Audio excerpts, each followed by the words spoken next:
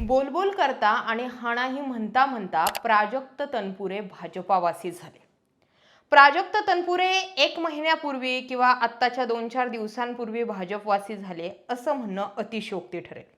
मी तर म्हणते की प्राजक्त तनपुरेंचा विधानसभेला पराभव झाला त्याच दिवसापासून ते राष्ट्रवादीचे राहिले नव्हते. तुम्ही त्यांच्या सोशल मीडियाच्या पोस्ट बघितल्या तर लक्षात येईल त्यावरून शरद पवार किंवा राष्ट्रवादीचे नेते यांचे फोटो गायब होते.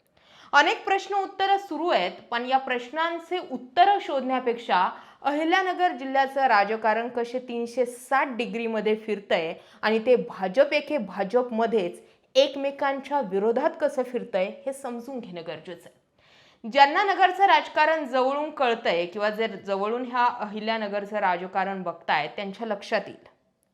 अगोदर विधान परिषदेवर विवेक कोल्हेंना घेऊन विखेंसमोर आव्हान तयार केलं.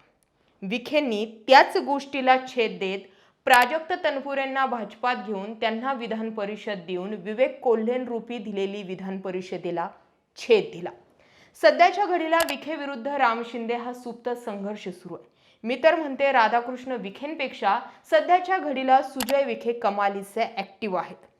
याआधीही जसं राहुरीच्या पोटनिवडणुकीमध्ये मी सुजय विखेंना हा प्रश्न केला होता की प्राजक्त तनपुरेंना विधानसभेसाठी उभं राहायला लावणारेही तुम्हीच आणि खाली बसायला लावणारेही तुम्हीच, ही माहिती जी आम्हाला मिळाली होती ती खरी की खोटी. त्यावेळी त्या प्रश्नाचं उत्तर जरी टाळलं असलं तरी ती माहिती 100% खरी होती. प्राजक्त तनपुरेंना अक्षय कडिलेंच्या विरोधातील रेसमधून आणून पुढे जाऊन अक्षय कडिलेंनाच उमेदवारी द्यायची, मात्र प्राजक्त तनपुरेंचं वजन वाढवायचं आणि वाढलेलं वजन हे भाजपला विधान परिषद देण्यासाठी भाग पाडून गेलं आणि त्यातूनच पुढच्या लोकसभेचे सुजय विखेंचे गणित सेट झाले. प्राजक्त तनपुरेंमुळे सुजय विखेंना लोकसभेला काही प्रमाणावर फटका बसला हे मान्य करावं लागेल. मात्र आता अहिल्यानगरच्या विशेषतः नगर दक्षिण लोकसभा मतदारसंघात जे लोक निलेश लंकेंच्या सोबत उभे होते, ज्यांनी छुप्या पद्धतीने उभं केलं किंवा ज्यांनी कुणी निलेश लंकेंना फंडिंग केली होती, त्या सगळ्यांचा बंदोबस्त लावण्याचा कार्यक्रम सध्या सुजय विखे लावतात. प्रश्न असा आहे, एवढं सगळं करून सुजय विखेंच्या हाती काही पडतंय का? शेवटी माझी ते माझीच हा शिक्का सुजय विखेंवर कायम आहे. मग हा आमदार निवडून आणणं किंवा याला विधान परिषद देणं किंवा नगर परिषदा झेडपी हे सगळे सत्ता आपल्या हातात आणून सुजय विखे मात्र माझीच. मग सुजय विखे माझीच राहणार आहे तर सुजय विखे पुढच्या 5 वर्षांनी जी मेहनत घ्यायची आहे ती मेहनत आजच का घेतायत या प्रश्नाचं उत्तर शोधणं सुद्धा गरजेचं आहे. सुजय विखेंना एकतर कळतंय की आपल्याला पुढच्या 5 वर्षांसाठी काही मिळणार नाही, मिळालं तर ते त्यांचं लक. पण ओव्हरऑल जर विचार करायचा जर ठरला तर जी निवडणुकीची तयारी माणूस पुढच्या निवडणुका आल्यानंतर 6 महिने वर्षभर आधी करतो, ती तयारी सुजय विखे निवडणुका लोकसभा निवडणुका झाल्यानंतर लागलीच का करतात? याचा अर्थ सुजय विखे अहिल्यानगर जिल्ह्यामध्ये समान सत्ता केंद्र उभं करतायत. आत्ताची सध्याची अहिल्यानगरची जिल्ह्याची धुरा जर बघितली तर सगळी युवकांच्या म्हणजे तरुणांच्या हातात आहे.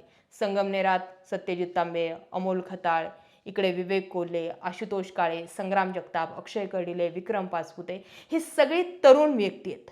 यांच्या हातामध्ये सगळी धुरा आहे. यांना तळागाळामध्ये रुजायला आणि जिल्ह्याचा ज्येष्ठ किंवा एक्का बनायला मोठा अवधी लागणार आहे. मात्र राधाकृष्ण विखेंच्या नंतर जी राधाकृष्ण विखेंची जागा राजकारणात येईल त्याच जागेवर सुजय विखे आजच तयारी करतायत किंवा ती जागा आजच मिळवतायत.